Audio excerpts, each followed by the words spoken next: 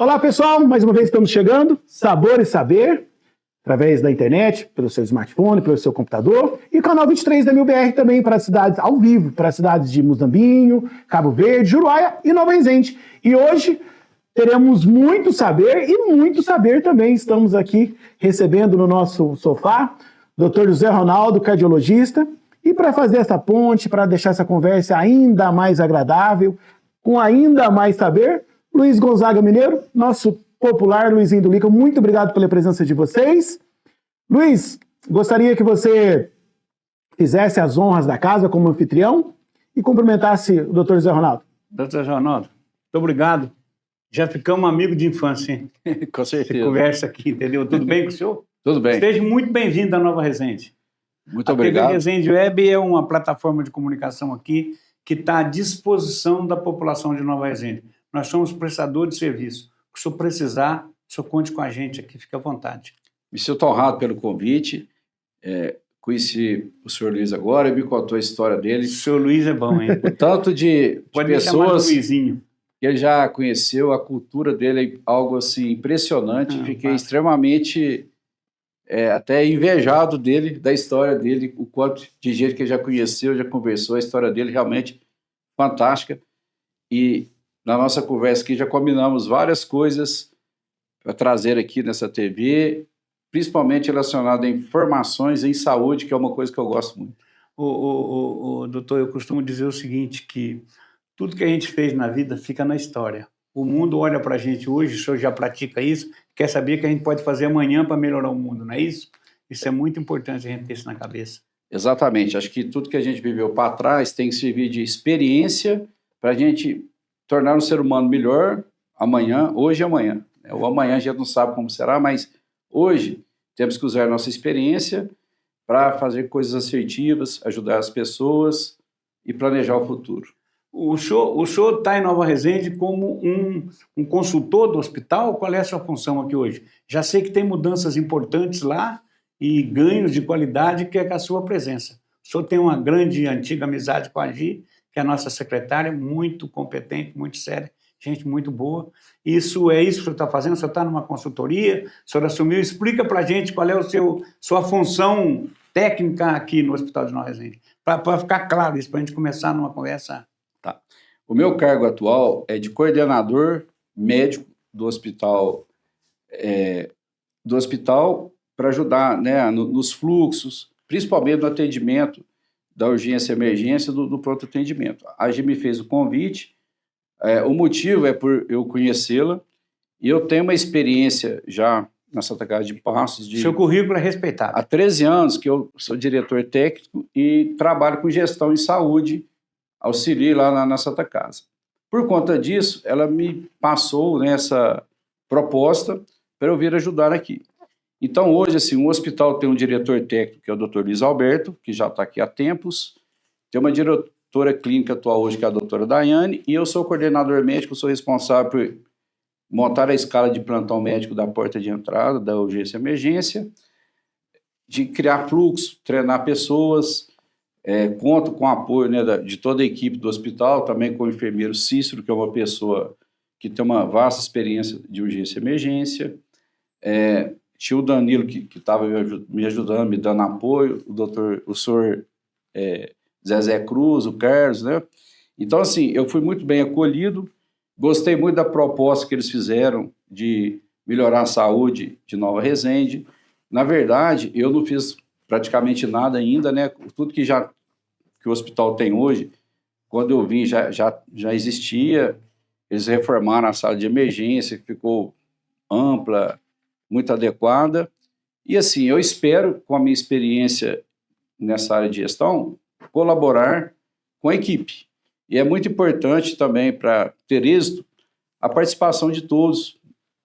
A minha intenção é agregar todo mundo, a gente criar um espírito, lá um time, né, bem intencionado para cuidar da saúde na hora da urgência e emergência da população aqui de Nova Resende. Ô, doutor, o senhor traz uma experiência muito relevante, né? Há 13 anos, se eu não me engano, o senhor é o diretor técnico da Santa Casa de Passos, né? Sim. Nos últimos 7 anos, a Santa Casa foi eleita, está, né, entre os melhores hospitais do Brasil e já há alguns anos é eleito o melhor hospital de Minas. O senhor consegue trazer um pouquinho, né, dessa experiência que o senhor adquiriu lá na Santa Casa e trazer aqui para o Hospital Santa Rita? A Santa Casa é um hospital regional, né, que atende casos de alta complexidade. São 5 linhas de cuidados prioritários que a Santa Casa é referência, que é a dor torácica, né, a linha da cardiologia, o binômio materno-infantil, politrauma, AVC e o paciente oncológico representado pelo câncer de mama. Quando eu iniciei na Santa Casa, a Santa Casa tinha, tinha política de qualidade e segurança, mas ela tinha acreditação ONA 1. Acreditação ONA de qualidade e segurança significa o quê? Segurança do paciente é você minimizar um risco aceitável, o risco de dano relacionado à assistência. Ou seja, o hospital, de uma forma geral, é um ambiente perigoso. Por quê? São muitas pessoas envolvidas, muitos processos que acontecem, desde a hora que o paciente faz uma ficha, o nome da pessoa pode ser trocado, depois ele passa para o médico pede exame, prescreve medicamento, aí aquele exame vai ser colhido, vai ser executado, a medicação vai ser ministrada, e vai depender do farmacêutico, do técnico de enfermagem. Então, assim, tem várias possibilidades entre a entrada da pessoa no hospital até a saída de acontecer algum evento inadequado, desnecessário, que não tem nada a ver com a doença da pessoa. Então, você reduzir isso a um mínimo aceitável, chama segurança do paciente. Então, hoje é recomendado que os hospitais tenham essa política. Então, a Santa Casa, eu participei da certificação ONA 1, ONA 2, ONA 3, que é a máxima grau de certificação nacional, e depois, em 2017, eu participei junto com a equipe da Santa Casa da certificação internacional canadense, que é o QMENT, Momento de Qualidade, é um manual de regras e normas que nós temos que seguir para ter essa certificação. Significa que está tudo certo, que não tem nada para melhorar? Não, não é isso. Significa que nós seguimos um padrão e de tempos em tempos existe uma reavaliação do que é feito na Santa Casa e quando eles notam que há algo que precisa melhorar, desafios, eles deixam um dever de casa que a gente tem que cumprir. E o fato de nós cumprirmos esse dever de casa que eles deixam e mostrar que nós temos essa preocupação com qualidade e segurança do paciente, eles nos certificam. Mas essa certificação pode ser perdida. Então, a Santa Casa está sempre em processo contínuo de melhoria, de tentar sanar para ser um hospital com qualidade e segurança. Então, eu tenho experiência de participar junto com a equipe da Santa Casa nesses processos. E tudo que eu pretendo fazer aqui em Nova Resende é exatamente isso, trazer um pouco desse conhecimento para nós criarmos fluxos seguros, atendimento com segurança, né, um atendimento humanizado para a população. Uma das primeiras iniciativas que o senhor pretende implementar aqui, junto com a equipe técnica, né, é o protocolo de Manchester, né? Isso, importantíssimo. Sim, hoje é recomendado, né, que todo pronto atendimento tem um protocolo de avaliação do risco da pessoa na hora que ela chega para ver qual é a prioridade. Porque é comum nos diversos pronto atendimentos, às vezes chega 2, 3, 4 pessoas ao mesmo tempo e qual que deve ser atendida primeiro? Normalmente é que está com risco maior de gravidade, né? Uma pessoa que tem uma doença mais grave. Existem protocolos, e o que é recomendado aqui em Minas, que a gente utiliza e passa na maioria dos lugares, é o protocolo de Manchester, que classifica a pessoa em gravidade. Por exemplo, uma pessoa com insuficiência respiratória, falta de ar grave, tudo, ela recebe a cor vermelha, tem que ser atendida pelo médico de forma imediata. Já uma pessoa de uma cor verde, amarelo, por exemplo, ela pode ser atendida com algumas horas. Na verdade, nós iremos trabalhar para que o atendimento aconteça de forma fluida e rápida, mas assim, numa situação em que tem pessoas esperando, é importante ter essa classificação de gravidade. Então, o hospital já tem um prontuário eletrônico, já foi contratado, já tinha antes da minha entrada, está em processo de implementação. E nesse processo de implementação, tem embutido aí implantar o Manchester, que o enfermeiro Cícero também já estava trabalhando nesse processo, não foi digamos assim, algo que eu estou trazendo, já é uma coisa que ele já estava em fase de implementação, eu vou reforçar com ele, sim, para a gente fazer com que isso aconteça de forma rápida. É importante para que a população saiba que exista isso. A gente vai fazer um quadro explicativo. Então, assim, para as pessoas saberem que quando chegar no pronto atendimento do hospital, né, Santa Rita, o que vai acontecer? Ela vai ter uma classificação. Essa classificação é baseada no quê? No sintoma da pessoa, nos sinais vitais, na pressão, na frequência cardíaca, na frequência respiratória, na temperatura. E aí, o próprio sistema faz a classificação e classifica a pessoa em cor, vermelha, laranja, amarela, e cada cor tem um tempo máximo para ser atendido. Isso é bom porque diferencia uma pessoa que não precisa de um atendimento médico, do pronto atendimento, mas não está numa condição grave, com risco eminente de piora, de deterioração da saúde, igual uma pessoa, por exemplo, que está sofrendo um infarto, uma dor torácica intensa, uma pessoa de edema de pulmão, que tem que ser imediatamente atendida, né? Existem doenças que são tempo dependentes. Se o tempo passar da hora, o prognóstico, a chance que a pessoa tem de ficar bem, diminui bastante. Então a gente tem que separar essa pessoa grave daqueles que não são graves, que pode esperar um tempo maior. Então iremos implantar isso no hospital, e até a população, é importante que saiba, que tenha compreensão dessa classificação, porque isso é bom para todos. Educa também, né, doutor? Hoje eu posso chegar lá numa condição que eu posso esperar, mas amanhã eu posso estar numa condição que eu não posso esperar. Então o critério vai ser de gravidade para definir a prioridade de tratamento. É muito importante as pessoas saberem que é um processo. Eu conheço esse processo. Quando foi implantado em Minas Gerais, eu estava lá, então lá fazendo uma consultoria para a Secretaria de Saúde, que são as pulseirinhas. Se você receber uma pulseirinha verde, o teu caso não tem gravidade nenhuma, você vai poder esperar um pouquinho mais. Não que você não vai ser atendido, presta atenção, não que você não vai ser atendido, é só que se alguém tiver numa situação pior, vai na sua frente, mesmo que tenha chegado depois. Não é mais que vocês ficaram, fulano passou ciclano na minha frente. Acabou isto. É um critério técnico que todo mundo tem que se educar para saber qual é a cor da pulseira que vai estar. Pela cor da pulseira ele precisa saber qual é o tempo que ele vai ficar ali, como é que vai ser, como é que está andando, porque é um processo civilizatório.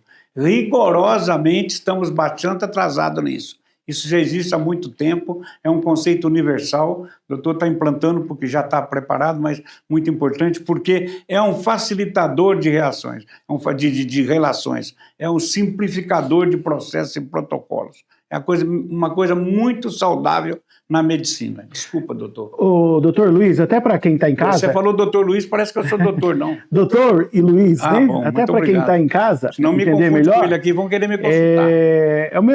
Vamos trazer alguns exemplos, né? Chega um paciente com um resfriado lá no hospital, né? E 20, 30 minutos depois, chega um paciente com uma dor torácica suspeita de um apêndice. Obviamente que esse paciente vai ser atendido primeiro, não é isso? Sim, o protocolo de Manchester ele é baseado na queixa e nos sinais vitais da pessoa. E aí ele automaticamente ele já faz a classificação da cor e da pulseira que diz o tempo que a pessoa tem que ser atendida. Pode acontecer de uma pessoa estar esperando lá há 30 minutos, conforme você disse, com um quadro gripal, mas que está com a temperatura boa, que está com a frequência respiratória boa, pressão boa, ou seja, não tem uma gravidade eminente de piora. E chega uma pessoa com uma dor mais aguda, forte, com sinais de uma taquicardia, febre, uma infecção grave, que pode ser uma sepse, por exemplo, essa pessoa vai ser classificada com uma cor para ser atendida mais rápido e talvez vai passar na frente daquela pessoa, porque a condição dela é mais crítica. E aí ela precisa que o médico avalie ela e confirme realmente a real gravidade e não perca tempo, porque, igual eu falei, algumas doenças, choque, infarto, sepse, AVC, por exemplo, são doenças tempo-dependentes, ou seja, quanto mais rápido o tratamento foi instituído, o diagnóstico foi feito correto e o tratamento, melhores serão as chances da pessoa se recuperar totalmente ou ficar com o mínimo de sequela possível. Doutor, o senhor é cardiologista. Sim. senhor não acha que o lobby do coração é muito forte? Você está entendendo o que eu estou dizendo aí? Sim. Existe uma preocupação quase que nuclear sobre o coração, né? Que é um órgão muito importante. Mas o organismo nosso é um sistema, né? Não precisa prestar atenção em tudo, a prevenção não é fundamental. Como tudo na vida, né? Sozinho nós não somos nada, sempre precisamos de outras pessoas, e assim também o coração. O coração, isoladamente, não resolve o problema, né? Ele precisa dos pulmões, precisa do fígado, dos rins, do cérebro, enfim. O sistema, o organismo humano é um sistema que todos os órgãos são igualmente importantes. Mas existe sim, né, um apelo maior para o coração, né? Acho que é até cultural, né? Quando fala de paixão, de amor, de ódio. É mais emocional do que racional. É muito relacionado ao coração. E, sabidamente, as doenças cardiovasculares são as que mais matam no mundo, né? O infarto, o AVC, que embora o AVC é no cérebro, é uma doença cardiovascular também, porque o AVC acontece por problemas nos vasos que irrigam o cérebro.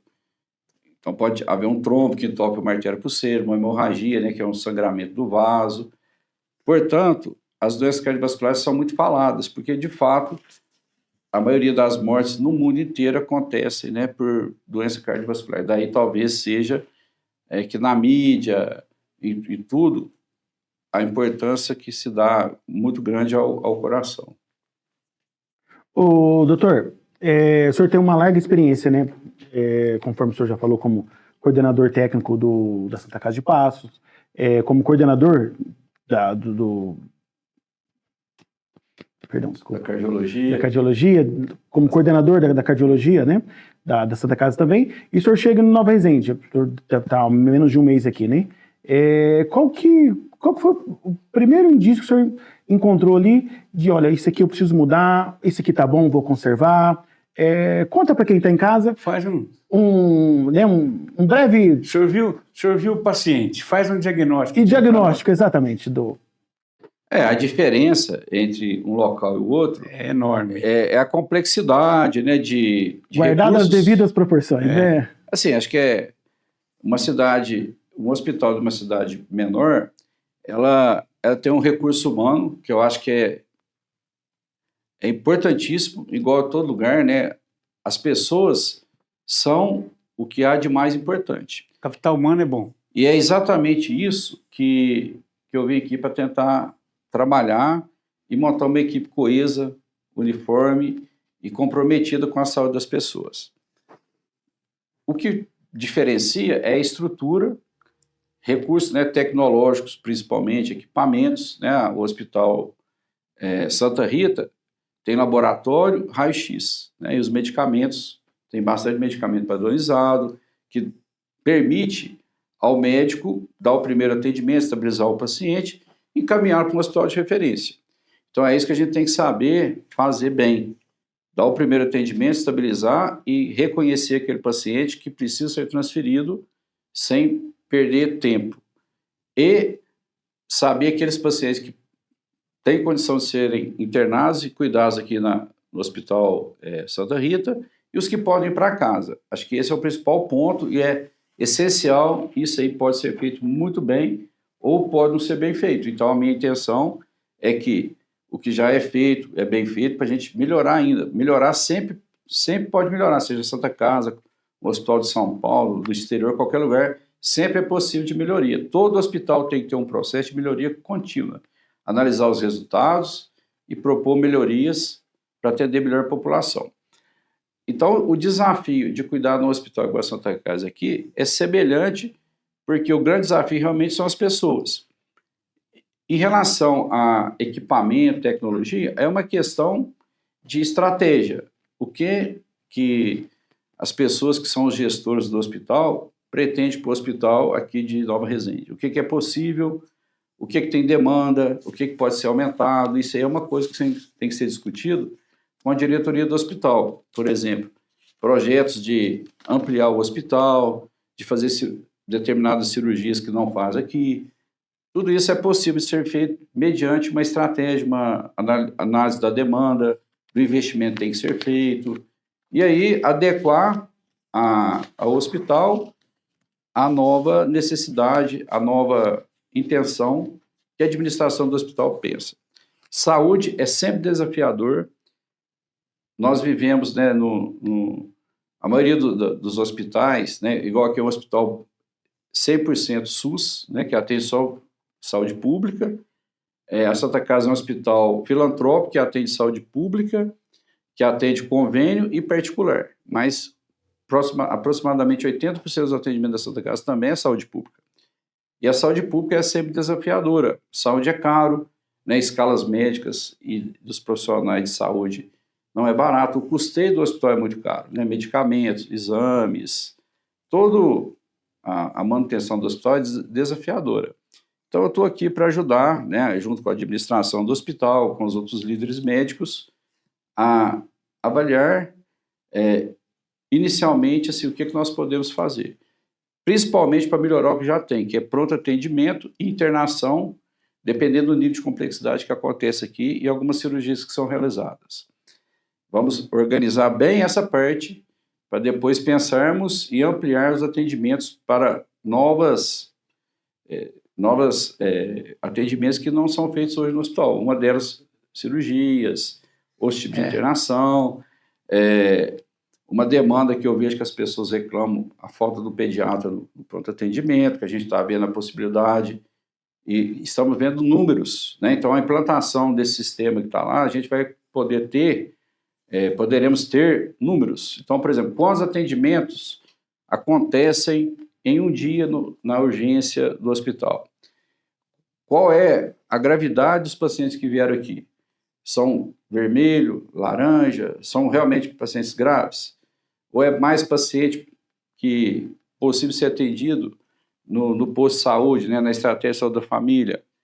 Isso também dependendo do número, a gente pode analisar isso. Desafogar o hospital. Às vezes a sobrecarga é porque a pessoa está procurando o lugar errado para ser ambulatorial, atendido. Né? Às vezes atendimento ambulatorial, o ambulatório está funcionando adequadamente. Então é isso que eu estava conversando com a Gira, que ela já está com um trabalho sobre isso, a gente fazer um diagnóstico, como que está funcionando a saúde hoje e o que pode ser feito para melhorar no futuro. Essa que é a ideia. Então eu estou aqui para ajudar. Lógico que não sou eu sozinho, são várias pessoas pensando juntas para achar a melhor solução, a melhor forma de fazer com que a saúde seja eficiente, né? Que as pessoas sejam bem atendidas, cumpra a expectativa que as pessoas têm, né? Que a pessoa tenha, a gente sempre fala, né, em acreditação hospitalar, é importante que a pessoa tenha o cuidado certo, na quantidade certa, no momento certo, tudo isso para evitar, assim, exagero, desperdiçar recursos com algo que não precisa e deixar de oferecer recursos para aquela pessoa que precisa. Se fizermos isso bem, soubermos distribuir bem o recurso de acordo com a necessidade da pessoa, consequentemente teremos uma saúde eficiente. O senhor achou a equipe técnica que você encontrou, a equipe do hospital, capital humano, material humano, o senhor achou que é um capital suficiente? Tem gente qualificada? Tem?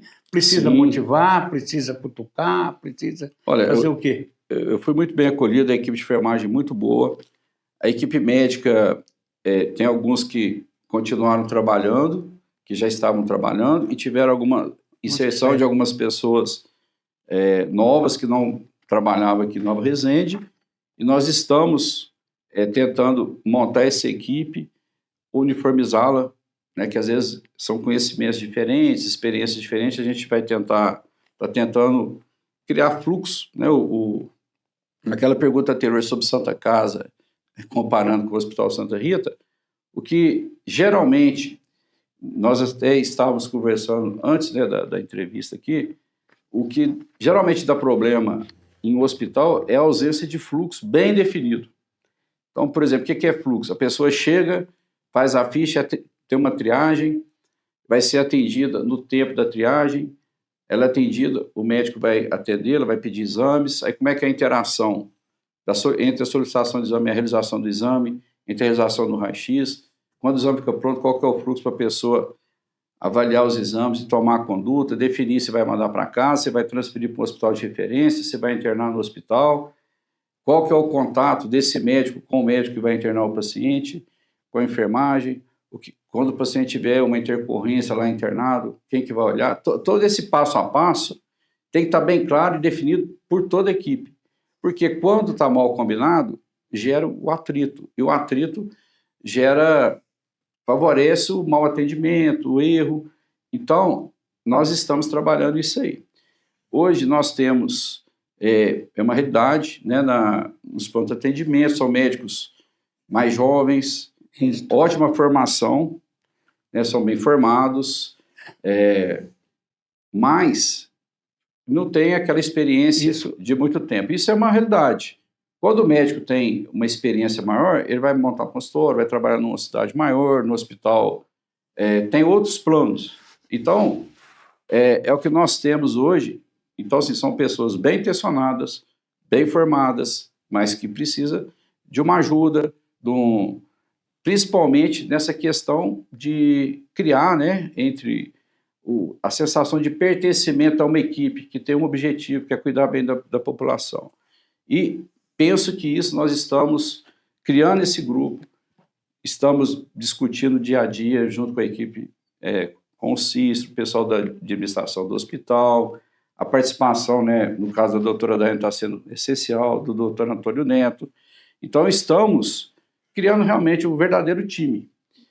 É igual a seleção que vai para a Copa, né? Se tiver um jogador que não destoa lá da equipe, atrapalha o resultado. Então, assim, o resultado nosso é de time. Eu estou aqui para ser como se fosse um técnico, né? Vamos treinar o time, vamos fazer com que o time seja um time vencedor, e a vitória que a gente quer é que a população seja bem atendida. Doutor, o senhor tocou num assunto muito importante. Tem havido queixas dos médicos novos. Inclusive, tem médico de Nova Resende, formado aqui, de família que a gente conhece. Então, eu já observei que tem reclamação muito mais do comportamento do médico na forma de tratar do que no processo técnico de médico. Isso já foi percebido isso, que às vezes são meio imaturos, meio inseguros, meio, entendeu? Assim, de ter comportamento um pouco mais arredio, mais assustador, ou querendo se colocar com uma afirmação de ser médico novo. Isso tem havido reclamações. Eu tenho percebido isso dos médicos novos. O senhor tocou no aspecto do novo médico. Sei que o senhor está fazendo isso aqui, é nossa obrigação. A nossa obrigação é chamar a atenção. Gestão inteligente, escuta o que a imprensa fala e ajusta, se estiver certo, né? Então, é isso a minha preocupação. O senhor tocou nesse assunto. Acho importante fazer essa abordagem. Olha, habilidade de comunicação é uma qualidade, né, que qualquer profissional tem que ter, independente se é médico. Se tem relação humana, tem que ter habilidade. Às vezes existem várias formas de falar a mesma coisa, e às vezes a forma como é passado pode gerar um conflito.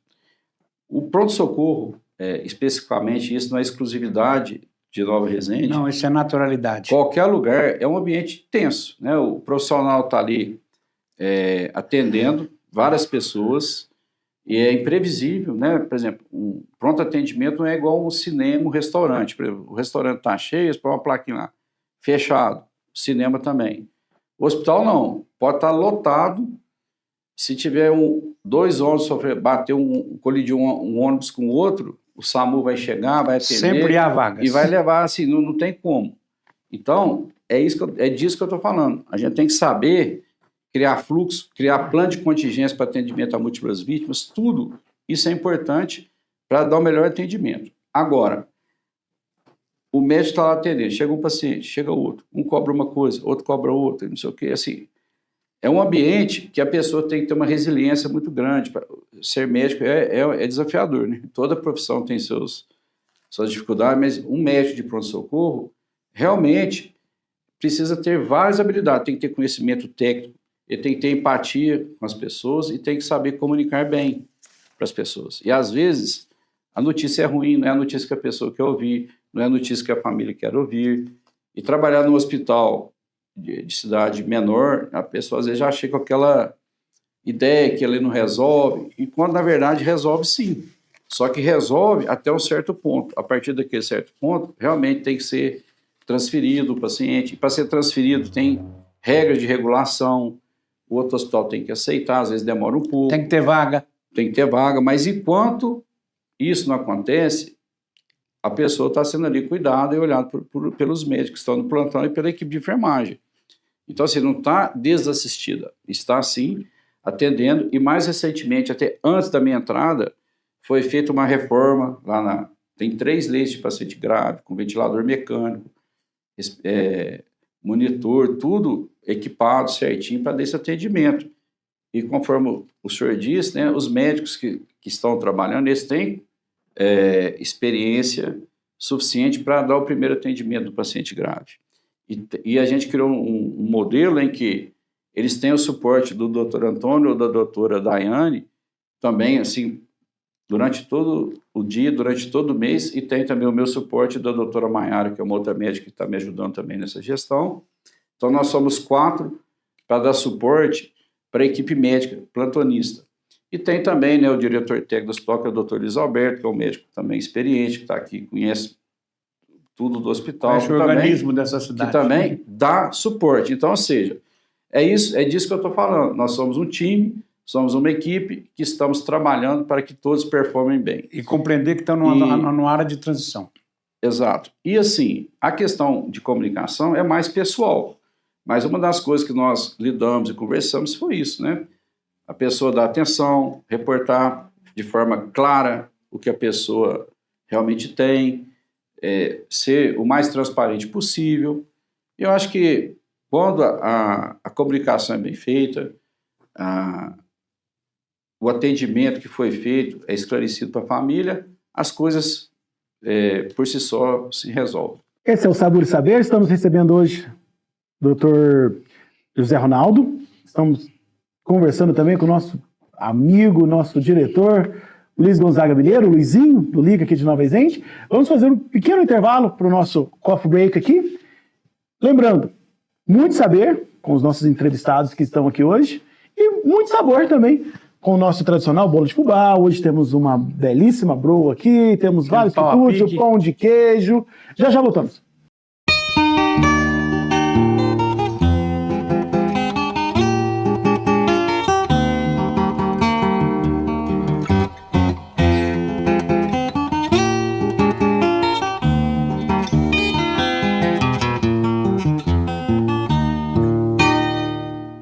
Sabor e Saber, voltamos. Hoje estamos recebendo o cardiologista, Dr. José Ronaldo. Estamos também conversando com o nosso amigo, Luiz. Sou um perguntador aqui. Doutor, fala-se muito, né? A gente ouve pela rua, né? E em conversas. Alguns hospitais da região são filantrópicos, né? O Hospital Santa Rita, é possível transformar em filantropia? Tem um processo de ampliar, tem estudos nessa hora, o senhor está sabendo alguma coisa? O senhor falou só completando, o senhor falou de pequenas cirurgias, porque tem que subir um estágio do hospital, tem uma técnica que tem que mudar, né? No estágio que está hoje não pode, tem que ter ganhos. As pessoas não entendem isso, é muito importante explicar isso, que o hospital, para fazer certas coisas, precisa ter um certo padrão, tem que subir. É isso mesmo? Estamos fazendo a pergunta certa? Sim, bem, eu não fui assim, igual eu falei, estou aqui há pouco tempo, mas lógico, eu sei que existe uma intenção das pessoas que administram o hospital de ampliar os atendimentos, de melhorar, de aumentar. Para tudo existe regras, né? Regras de credenciamento do serviço, não basta querer, né? Tem que ter o planejamento, tem algumas coisas para serem credenciadas, precisa criar uma série histórica, você tem que fazer o atendimento, para mostrar que você está apto para ter o credenciamento, né? Então, por exemplo, radioterapia na Santa Casa bancou a radioterapia lá do Hospital do Câncer por muito tempo para poder depois ser credenciado a fazer radioterapia lá. A cardiologia, que hoje eu coordeno, quando nós começamos com cateterias, depois cirurgia cardíaca, foi preciso fazer muitos também, o hospital meio que como fosse um investimento para depois ter os credenciamentos. Então, existem políticas de credenciamento, existem regras, e o SUS é tripartido, né? Município, Estado e Federal. Então, existe, né, o COSENS, que é o Conselho de Secretários de Saúde, né?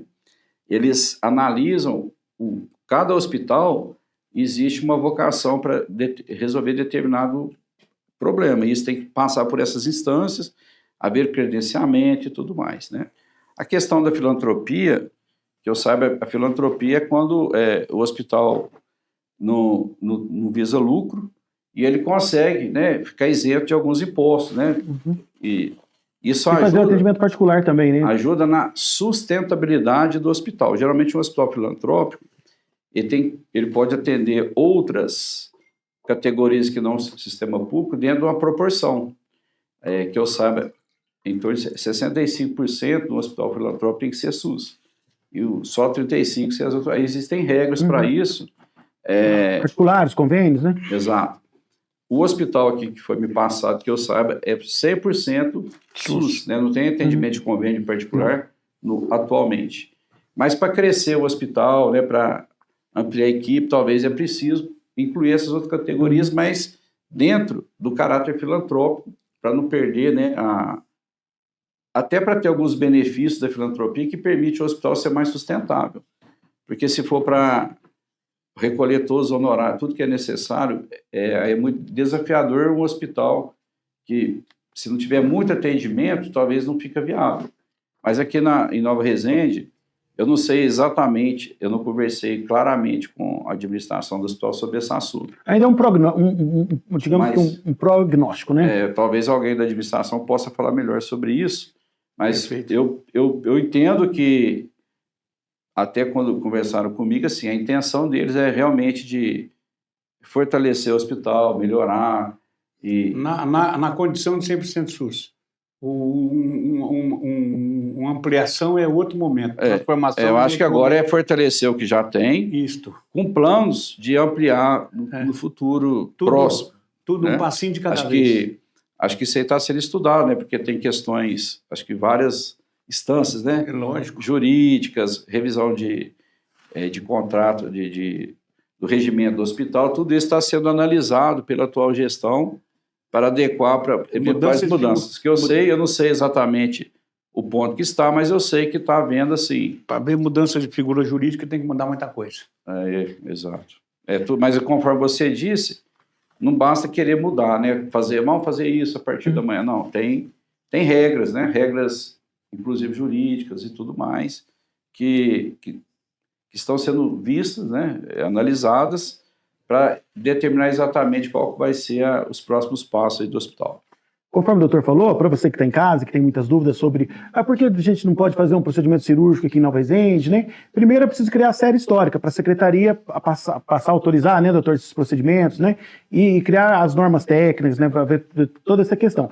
Então, doutor chegando agora, né, vai fazer uma análise completa juntamente com a aspas. Quem sabe no futuro, né, doutor?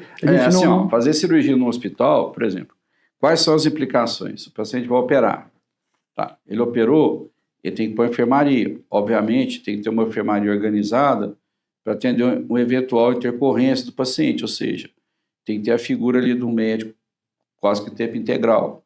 O paciente deteriorou. Uma cirurgia, embora simples, pode complicar. O paciente vai precisar de uma UTI, aí vai ter um leito. Então, assim, é uma coisa que exige um planejamento, uma estratégia muito grande. E hoje, o que é muito desafiador, eu vejo até lá na própria Santa Casa, e isso também não é exclusividade da Santa Casa, é o recurso humano.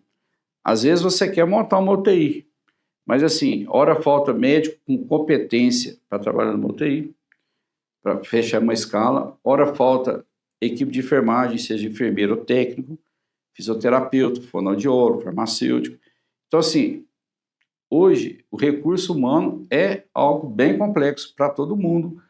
Recentemente, eu participei de uma live, que eu assisti a live, na verdade, né, da ANAP, que é a Associação Nacional dos Hospitais Privados, que estavam falando sobre a geração X agora. Né? Então, assim, os profissionais que estão entrando no mercado hoje. Então, assim, tem todo um choque de geração, da forma como que essas pessoas engajam, a forma como que elas encaram o trabalho. Mudança de modelo. O mundo mudou muito, né? Hoje é inteligência artificial, telemedicina. Então, assim, tem robótica, várias... Né? O mundo está sofrendo uma transformação E isso tem gerado desafios, principalmente relacionados a recursos humanos. Então, não estou falando que é difícil. Eu nunca gostei de falar, isso é difícil, isso é difícil. Não. Qual a solução? Acho que eu sempre fui assim. Não focar em dificuldade, focar em solução. Não adianta falar que está difícil. Olha, o que precisa ser feito para melhorar? Então, vamos correr atrás de fazer o que precisa para melhorar. Difícil, nada é fácil, tudo é difícil. Então, dificuldade é por isso que existe, né, pessoas para resolver, porque tem as dificuldades. Agora, sim, qual a solução? Então, o que eu posso falar aqui é o seguinte: nós temos desafios, seja na Santa Casa, seja aqui em Nova Resende, em qualquer lugar. Qual a solução melhor?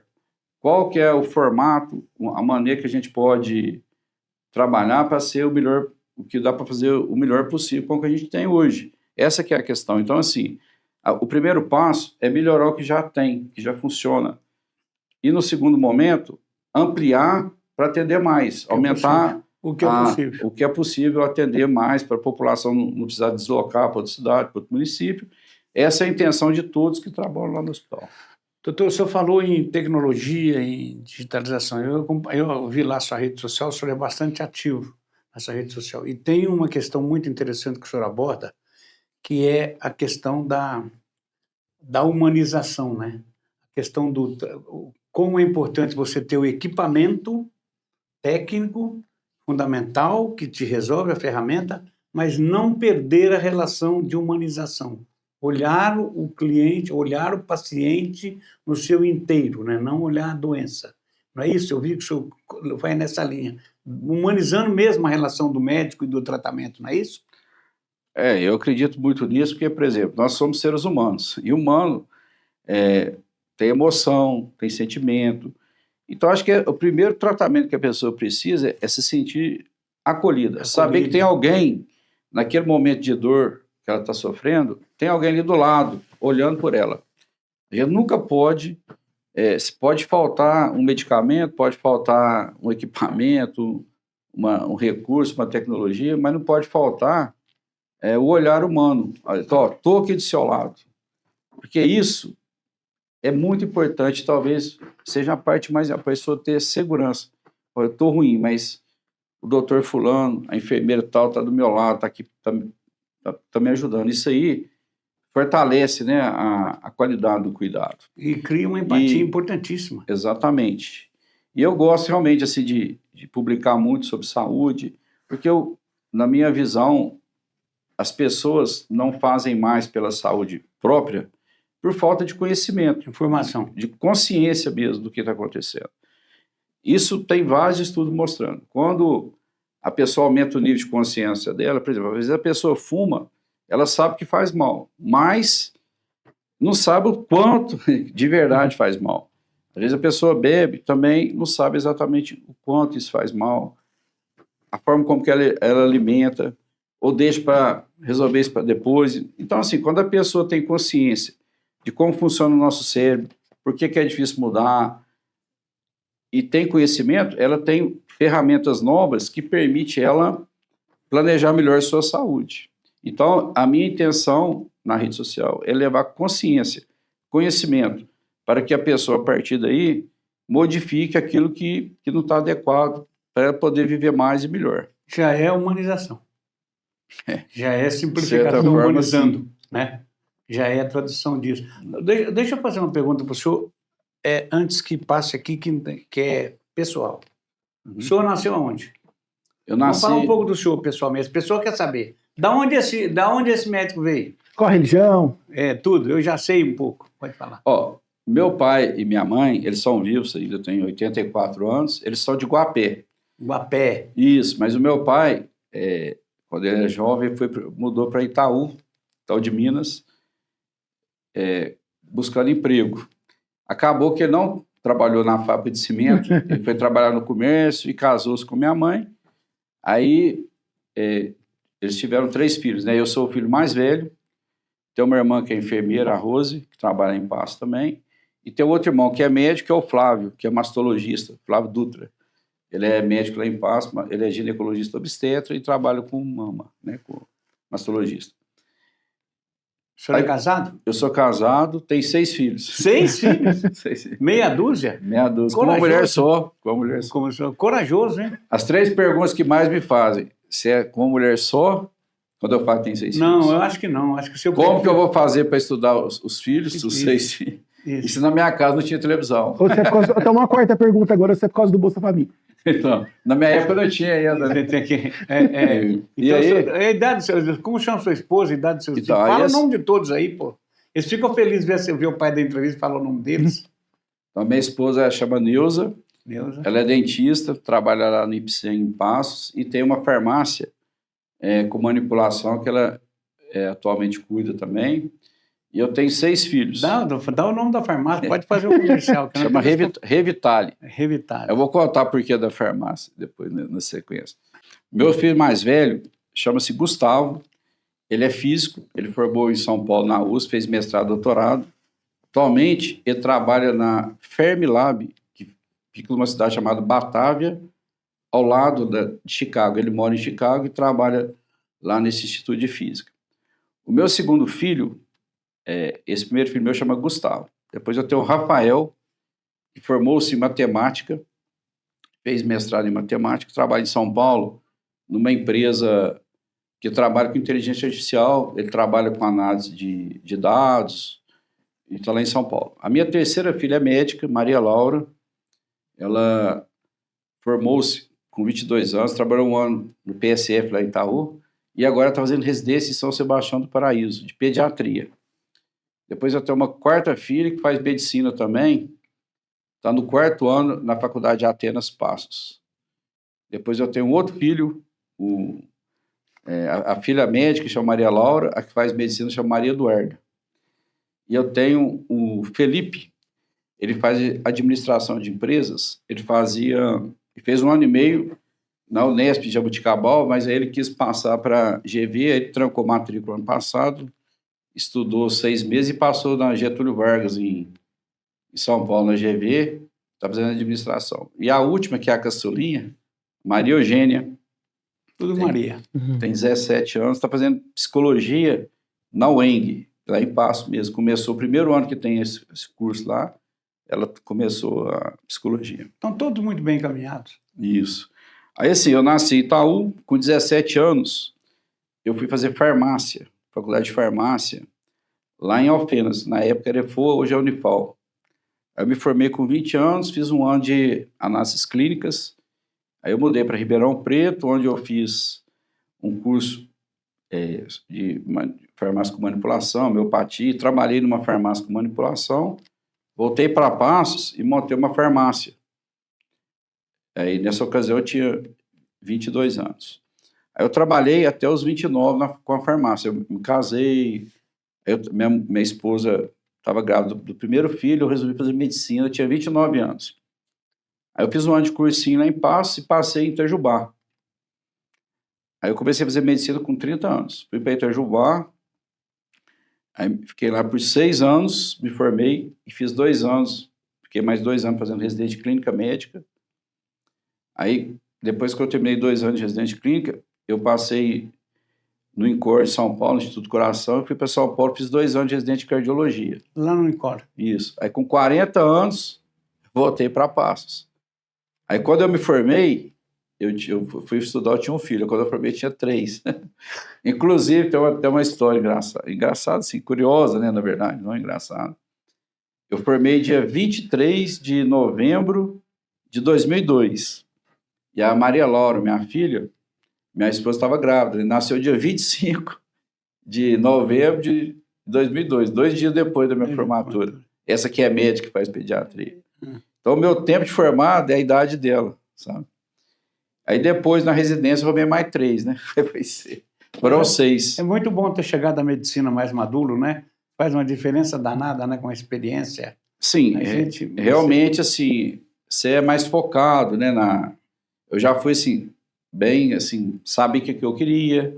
Quando eu me formei também, quando eu entrei no mercado, eu já fui mais focado, já tinha passado aquele tempo, né, de idade jovem, né? Já estava casado. Já tinha experiência. Eu já sabia exatamente o que eu queria. Então, assim, eu tive, graças a Deus, assim, um resultado muito bom na carreira, Quando eu comecei na medicina, logo assim, desde o começo, aí eu voltei para Passos, eu já comecei a trabalhar diretamente na Santa Casa, na urgência emergente da Santa Casa. Aí um ano, que eu estava com um ano na Santa Casa, eu passei a ser o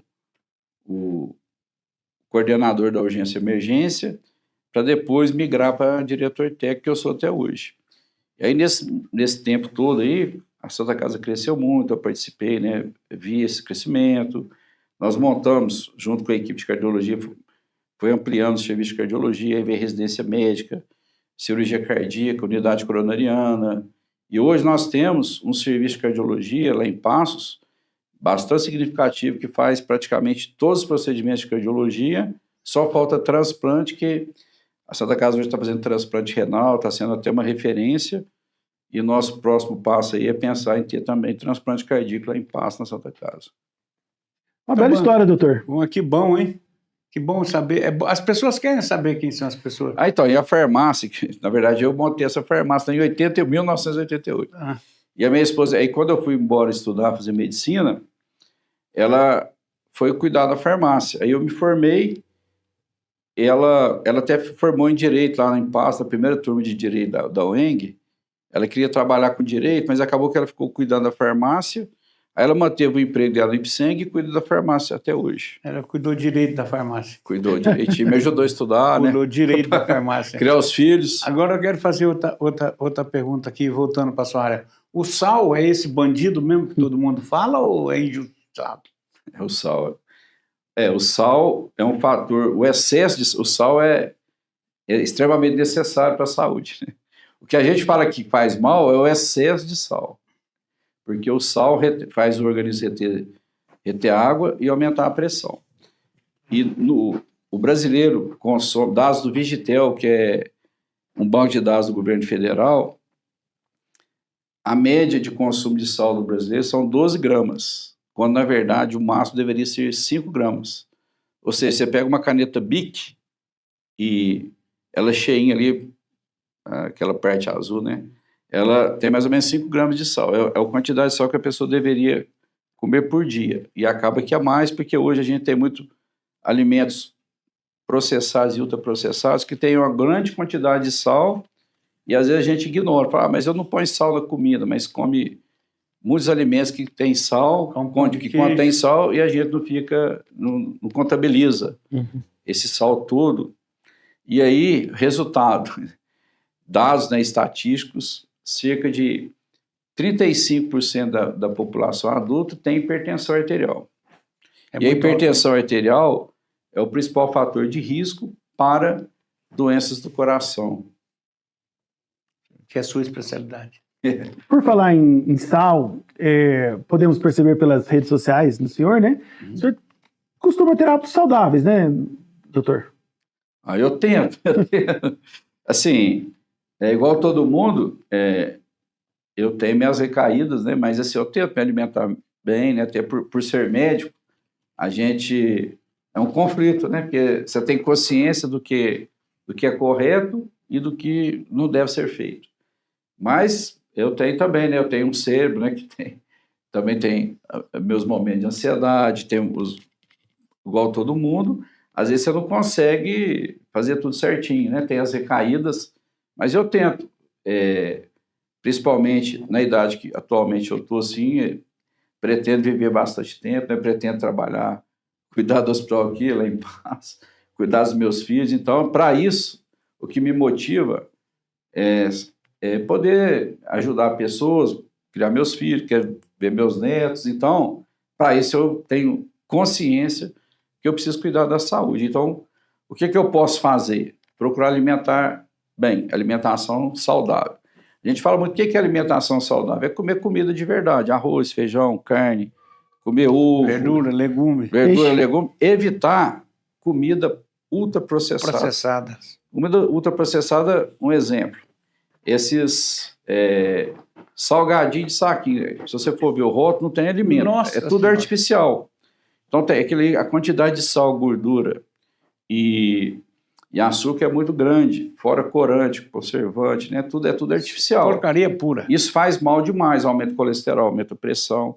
Então, assim, É aquela história que a gente vê na rede social, né? Procura descascar mais e desembrulhar menos. Descascar Então, assim, é mais. comer comida de verdade. A gente fala que é comida in natura.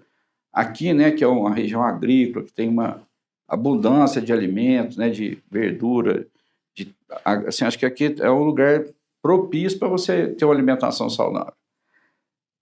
Agora, a quantidade, a qualidade sendo boa é importante, mas também o excesso faz mal. Então, por exemplo, eu tinha um professor que falava, comer fruta é saudável, agora comer um balde de fruta faz mal. Então, a quantidade é importante.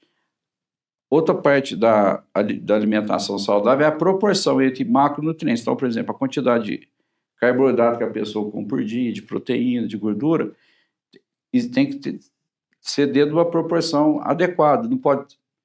O que a gente faz muito? Com muito carboidrato. Então, cedo, por exemplo, você vai comer lá pão, rosca, pão de queijo, café com leite com açúcar. Então, assim, só carboidrato. Qual que é a proteína? Então, assim, importante comer, por exemplo, ovo, não, omelete no café da manhã, que é a proteína. Não vai pôr bacon no ovo, não. Então, assim, mas é importante ter uma proteína no café da manhã. Depois você vai almoçar.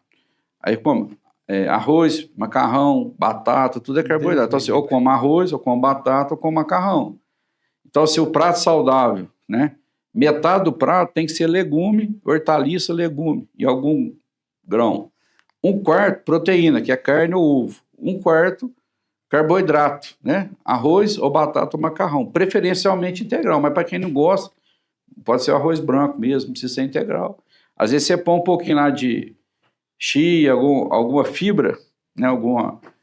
Porque o que diferencia o arroz branco do integral é fibra, né? Outros nutrientes que o arroz integral tem que o branco não tem.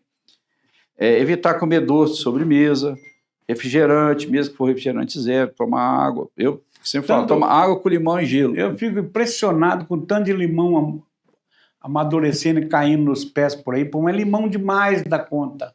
Ontem eu fui lá na Mulher das Camisetas, lá na Iolanda, das camisetas nossas lá, não precisa ver o limoeiro dela, trouxe um saco de limão, já dei para um monte de gente. Então, é uma coisa saudável, cara. Não precisa também não exagerar, mas tomar água com limão, entendeu?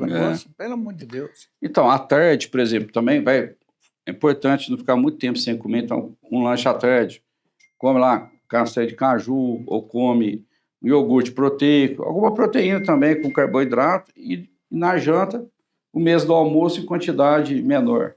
E não esquecer de beber água, né? 30 a 50 ml por quilo por dia. Né? Então, por exemplo, uma pessoa que pesa 80 quilos, ela tem que tomar lá de 2,5 litros, né, a 4 litros de água por dia. Exceto se ela tiver alguma doença que restringe a água, fazer diálise, tiver uma cardiopatia grave, que se o médico orientar diferente, mas no geral é isso.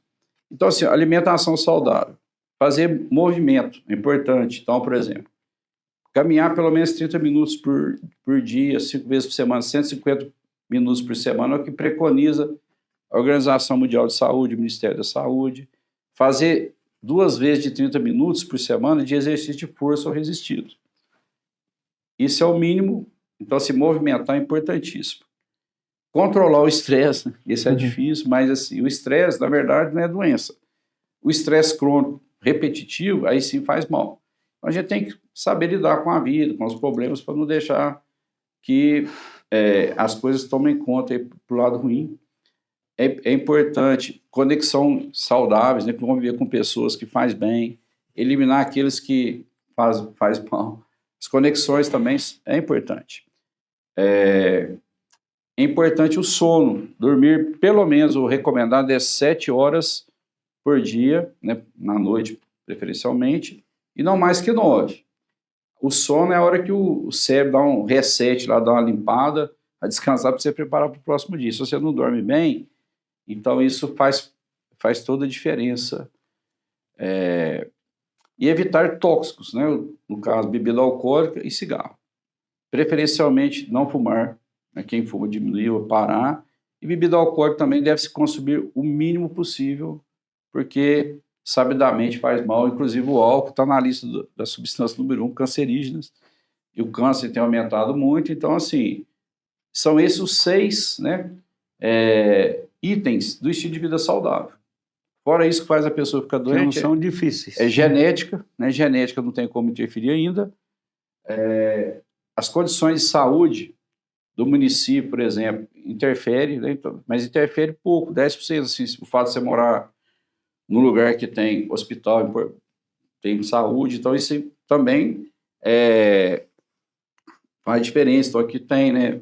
Tem estratégia de saúde da família, tem hospital para ser atendido, tem clínica de especialidade. É importante fazer check-up, cuidar da saúde, não deixar para tratar só na hora da dor, do problema, né? E as condições do meio ambiente, que aqui também são extremamente... Aqui não tem poluição, não tem barulho, tem água de boa qualidade, rede de esgoto. Então, assim, isso tudo que determina a saúde da pessoa. Então, eu, particularmente, eu posto muitas vezes que eu estou na academia, fazendo exercício físico, para mostrar, assim, um exemplo. O doutor está fazendo, então eu vou fazer também. Né? Então, mas é importante a gente ter um plano, igual a gente faz plano, né? Para guardar dinheiro, para comprar um carro, para fazer uma casa. Tem que fazer um plano. Tem que fazer um plano para a saúde. Então, assim, eu quero viver quantos anos? Com que qualidade de vida? Para isso, eu preciso de tomar meus medicamentos de forma correta, fazer controle da minha saúde, eu preciso me alimentar bem. Se não tiver estratégia, você pode até viver muito tempo, mas aí é o acaso. Então, assim, você pode ser intencional. A palavra que eu falo muito hoje, né? Nós temos que ser intencionais. Tudo que a gente vai fazer na vida tem que ter uma intenção. Então, assim, eu vou comer para quê? Né? Qual que é a intenção? A intenção de comer, tudo é para ter saúde, para fortalecer o organismo. Não é comer para ficar doente, comer exagerado, alimento que faz mal, que eu sei que faz mal. Então, tudo depende, né, que a gente até está conversando assim, do que eu quero para a minha vida. A consciência do que eu quero. E aí você cria uma estratégia e vai pôr no indicador. Qual que é o indicador da saúde? É manter o peso controlado, aferir se a pressão está controlada, fazer exames de vez em quando, ver se a glicose está boa. Aí você vai ter no indicador e ver se o indicador, se você está indo em direção ao seu objetivo, que é viver muito tempo com saúde, ou não. Se não tiver, tem que corrigir a rota. É isso, né? Isso aí. Com essas dicas do doutor. Essa aula, né? Com essa aula, verdadeira aula que tivemos aqui, né? De bem-estar, de saúde. Vamos encerrando o nosso Sabor e Saber. Hoje estivemos recebendo aqui o doutor José Ronaldo, cardiologista, que está assumindo a coordenação do Hospital Santa Rita. E junto com ele, o nosso amigo Luiz, jornalista, diretor de jornalismo. E foi uma conversa muito agradável. Espero Filho do Lica. Filho do Lica, né, de Nova Resende. Espero que você que está nos acompanhando pela internet, através do seu smartphone, através do seu tablet, do seu computador, você também que está nos acompanhando pelo canal 23 da MilBR, ao vivo pela cidade de Juruáia, Muzambinho, Nova Resende, Cabo Verde. Estamos nos despedindo do Sabor e Saber. Muito obrigado, doutor. Muito obrigado, Luiz. TV Resende Web, a voz da comunidade, levando informação séria e segura para você que está em casa. Sabor e Saber, nos vemos na próxima. Um abraço. Um abraço para todo mundo. Obrigado.